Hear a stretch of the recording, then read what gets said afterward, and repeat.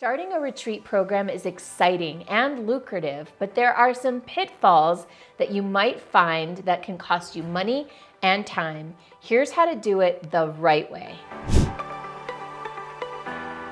Gathering in groups and doing retreats is one of the most fun, fulfilling, transformational, and profitable things that you can do as a coach, consultant, expert, speaker, or other superstar. But there are a lot of ways to make mistakes and to lose a lot of money. So I want to share with you a little bit about what I've learned about how to start a retreat program. To do this effectively, it all starts with the design of the program, with understanding who's the audience that you want to serve in this retreat, what the outcome is that you want to deliver it, and how you're going to market and sell it. So there are 10 things that you need to know and do in order to design your retreat effectively. Don't worry, I'm going to go through these pretty quickly, but I'm also going to give you a resource at the end of the video that goes more in depth and that gives you a structure to work from if you want to really take this to the next level. In order to make this retreat experience just as fun and fulfilling for you as it is for the people that you're going to be bringing into your retreat, you have to make sure that the retreat that you're creating is aligned with your purpose. Is this something you actually care about? Is this something you really want to do? This gives you fuel for action. The second thing that you want to look at is who are the people that this retreat is going to serve? Who are you gathering together?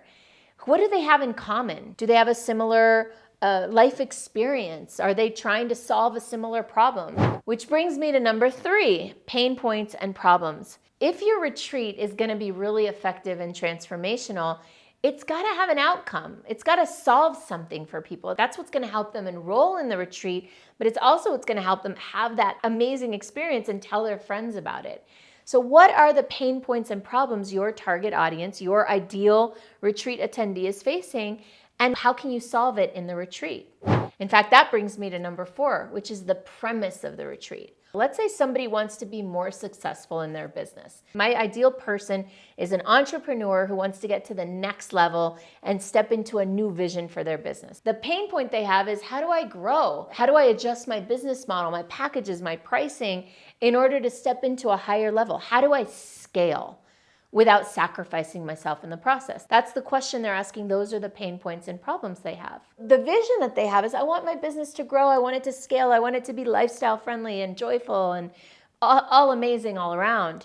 The premise is, well, before you can have all that, you need a plan. So that's what we do in my retreat. 3 days working on the plan, creating the plan, defining the mission, outlining what the business model is, what the revenue streams are, what the packages are, the pricing, right? So the premise of my retreat, why do they need that first in order to get where they want to go?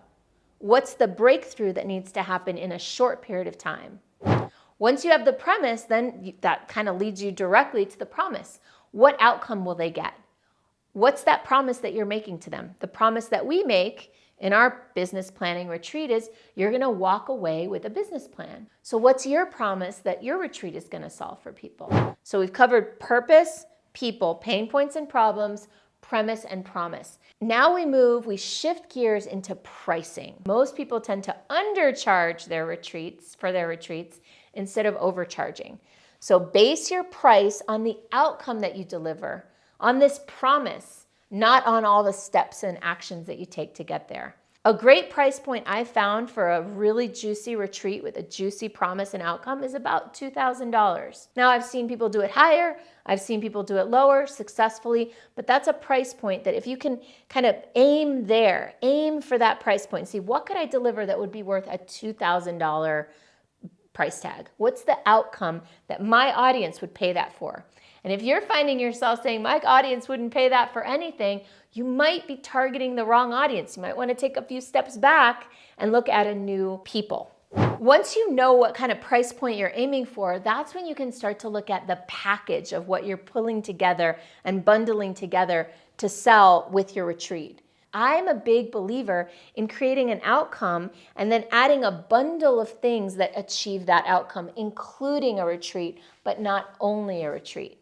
The positioning of your retreat is how you talk about it. For example, this is an easy template that you can use, and actually I have videos on how to craft a compelling positioning statement. But I'll give you the nuts and bolts kind of very simple version here. My retreat helps X. Who does your retreat help? Do Y. What does it do? So that Z. What outcome does it provide? Knowing how to talk about your retreat really quickly and easily and succinctly is a great way to start, so that you can then grab that and start putting that in your website, in your marketing materials, in your speeches. Every time you talk, you can share, hey, I have this retreat and it does this.